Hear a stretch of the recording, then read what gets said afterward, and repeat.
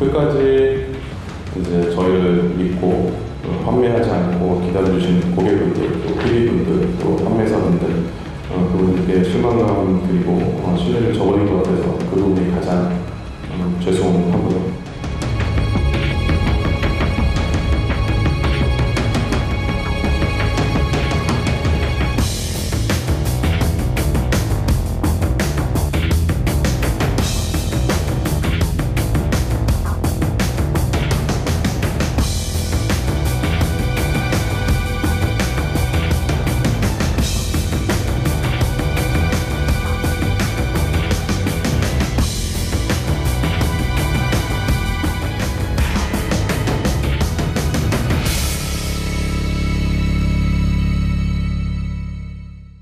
사상 초유의 사모펀드 환매 중단, 라임 자산운용 사태는 지금도 여전히 진행 중입니다. 상환 자금을 새로운 투자자의 가입 자금으로 돌려막는 일명 폰지 사기 정황도 곳곳에서 보이고 있고요. 지난달엔 라임 자산운용이 크레딧 인슈어드 펀드의 환매 중단 소식을 또 한 번 전하기도 했었죠. 또 지난 1월 10일엔 한 법무법인이 라임 자산운용과 판매사 두 곳에 대해 형사 고소를 각각 진행하기도 했습니다. 이 증권부 이소연 기자와 함께 라임 펀드와 관련된 고소 내용 그리고 승소 가능성 하나하나 짚어보도록 하겠습니다. 어서 오세요. 안녕하세요. 네. 일단은 라임 자산운용이 네 번째 환매 중단 조치를 결정한 겁니다. 그래서 저희가 진행 중이다라고 표현을 할 수밖에 없었던 건데 지난번에 한번 저희가 길게 짚어드리긴 했었지만 다시 한번 간략하게 정리해 볼 필요가 있을 것 같아요. 네, 네 번의 환매 중단을 순서대로 살펴보면 지난해 10월 1일 라임 자산운용은 바로 다음 날인 10월 2일 만기가 도래하는 라임 탑2 밸런스에 대한 환매 중단을 공지했습니다. 이후 같은 달 9일에는 플루토 펀드와 테티스 2호 펀드, 14일에는 무역금융펀드가 각각 환매 중단됐습니다. 여기에서 끝이 아니라 올해까지도 환매 중단이 이어졌는데요. 라임 자산운용은 지난달 15일 크레딧 인슈어드 무역금융펀드도 환매 중단한다고 밝혔습니다. 종합하면 지금까지 환매가 중단된 규모는 모펀드 4개, 그리고 이 모펀드에 연계된 173개의 자펀드고요. 금액으로 따지면 작년에 환매 중단됐던 규모 1조 5,587억 원에 네 번째로 환매가 중단된 펀드의 설정액 2,949억 원을 더해서 약 1조 8천억 원이 됩니다. 예, 초반에 아직까지는 안심해도 된다, 죄송하다라고 했던 내용하고 상반되는 상황인 겁니다. 1조 8천억까지 지금 피해 규모가 늘어난 건데 네 번의 환매 중단인 거고요. 피해를 본 투자자들이 이제 소송에 나서기 시작했죠. 네, 다만 아직까지는 민사소송이 제기된 단계는 아니고요. 라임 자산운용과 우리은행 그리고 신한금융투자의 형사고소장이 접수된 상태입니다. 또한 환매가 중단된 네 가지 펀드 전체에 대한 고소가 진행된 게 아니라 일단은 세 번째 환매 중단됐던 플루토 TF, 일명 무역금융펀드에 대해서만 형사고소장이 접수된 상황입니다. 이와 관련한 내용은 법무법인 변호사님 인터뷰 들어보시죠. 저희가 지난 1월 10일에 남부지검에 이제 형사 고소를 했는데요. 이제 고소 대상은 라임 자산운용, 그다음에 우리은행, 신한금융투자 관계자 이렇게 총 6명이고 고소 요지는 그 사기 그리고 자본시장법상 사기적 부정거래 행위입니다. 저희가 고소를 한 관련 상품은 라임 무역금융펀드 상품인데요. 근데 2018년 11월에 이미 그 종국적인 투자 대상인 해외 무역금융펀드에서 환매 중단 사유가 발생을 했어요. 그러니까 문제가 발생을 했으면 정상적으로는 그런 사실들을 이제 고객들한테 고지를 해야겠죠. 그리고 펀드의 수익률이나 기준가나 이런 데도 반영이 되고, 그리고 또 제일 중요한 거는 시리즈로 펀드가 판매가 됐으니까 똑같은 상품을 만들어서 말지를 할 때 이미 문제가 발생한 상황을 고려를 했어야 되는데 라임은 이런 상황들을 숨기고 고지하지 않은 채로 계속 시리즈 펀드를 만들어서 판매를 한 거죠. 그러니까 이 과정에서 문제되는 수익률 조작이나 기준가 조작이나 그런 여러 가지 그 잘못된 행동들이 벌어졌고 이게 사기나 그 사기적 부정거래 행위라는 게 저희 고소의 요지입니다. 네, 특히 이번 소송을 진행한 이 법무법인 한누리 측은 라임 자산운용이 무역금융펀드의 부실을 투자자에게 고지하지 않은 데는 크게 두 가지 이유가 있다고 생각을 하고 있었습니다. 관련 내용 역시 인터뷰 통해서 들어보시죠. 저희는 여기에 이제 크게 두 가지 이유가 있었다고 보고 있는데요. 첫 번째는 이제 펀드가 정상적으로 운용되고 있는 것처럼 숨기는 것. 그리고 두 번째는 그러면 기존 펀드의 상환자금은 사실 정상적으로는 마련되지 않는 상황인데 돈을 줘야 되잖아요. 그러니까 새로 들어온 펀드의 가입금으로 기존 펀드의 상환자금을 마련한 거죠. 무역금융펀드가 지금 대상인 건데 플루토 펀드라고 하나요? TF 펀드. 플루토 TF. 예, TF 펀드인데 이번 형사고소에서 사실 모두 다 문제가 있다고 볼 수도 있겠지만 무역금융펀드에만 초점을 두고 소송을 진행하는 이유가 있을 것 같아요. 네, 일단 말씀하신 것처럼 법무법인 측도 다른 펀드들에도 불안전 판매 이슈는 있을 것이라고 보고 있습니다. 다만 이번 형사고소를 진행한 무역금융펀드가 다른 펀드에 비해서 계약 취소에 이를 만한 정황이 보다 구체화됐기 때문에 형사고소를 먼저 진행했다는 입장입니다. 법무법인 측이 계약 취소 사유로 보고 있는 사유는 총 4가지인데요. 이와 관련해서도 인터뷰 한번 들어보시죠.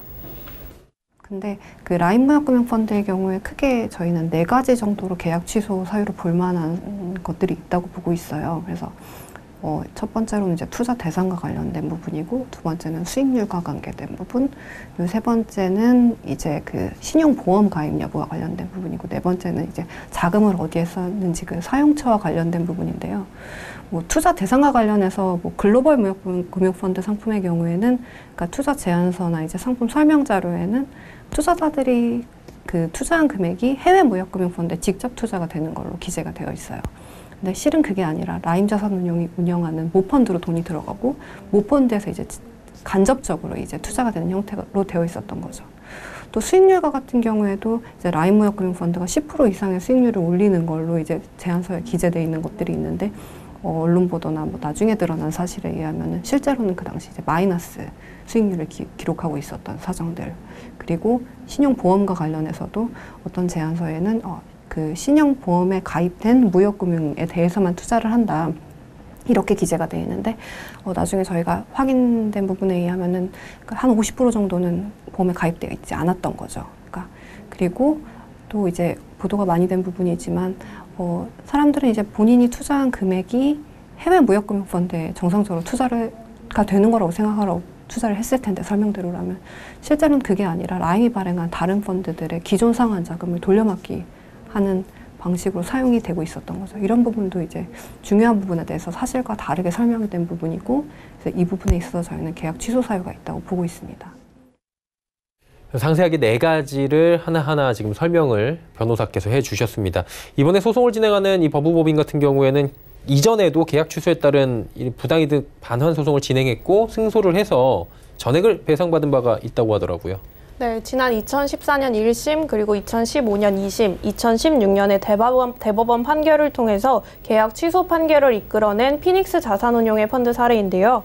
이번 라임 사건과 비교하기에 앞서서 당시 사건을 간략하게 요약을 해드리면, 항공기 펀드로 불리는 피닉스 자산운용의 해당 펀드는 필리핀 항공사 TGA의 신규 비행기가 필리핀 클라크 공항과 아랍에미리트 두바이 공항을 신규 취항할 경우 얻는 수익을 전제로서 만들어진 펀드입니다.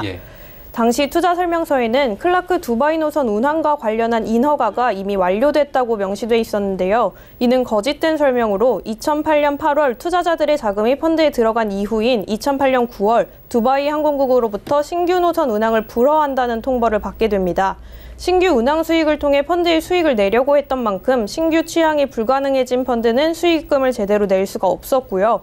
이에 투자자들은 당시 상품을 판매한 우리투자증권, 지금의 NH투자증권, 그리고 우리은행, SK증권 펀드 운용사인 피닉스 자산운용을 상대로 계약 취소 소송을 제기했고, 법원은 투자자들의 착오를 일으키게 만든 원인이 판매사에 있다면서 계약 취소 판결을 내렸습니다.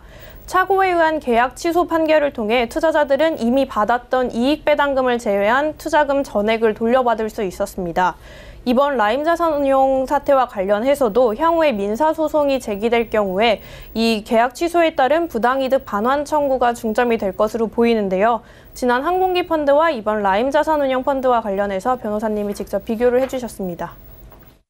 항공기 펀드에서는 이제 착오에 따른 계약 취소가 인정이 됐는데요. 이제 착오는 이제 민법상 법률행위의 중요 부분에 착오가 있는 경우에는 계약을 취소할 수 있다고 이렇게 규정하고 있습니다. 이 사건에서도 착오가 문제가 될 걸로 예상을 하고 있어요. 근데 다만 조금 다른 부분은 이제 일부 판매사들의 경우에는 그냥 단순히 그러니까 착오에 빠져서 이제 착오에 그치는 것이 아니라 사기 판매를 했다고 볼 만한 정황들이 있거든요. 아까 말씀드렸던 뭐 신한금융투자 같은 경우에는 TRS 계약을 통해서 그 해외 무역금융펀드의 수익증권을 신한금융투자의 명의로 매수를 했어요.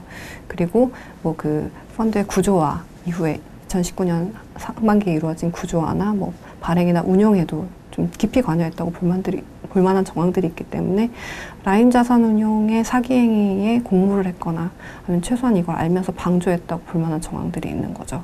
그래서 판매사에 따라서는 뭐 착오 취소뿐만 아니라 사기 취소도 같이 쟁점이 될 수 있을 거라고 보고 있습니다.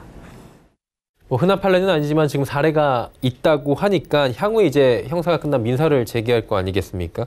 결과 주목해야 될 걸로 보이는데 추가 소송을 진행하시려고 하는 분들, 피해자분들께서는 그렇다면 어떤 자료를 좀 준비하는 게 좋을까요? 네, 이 부분도 소송을 직접 진행하시는 법무법인 변호사분의 인터뷰 들어보겠습니다.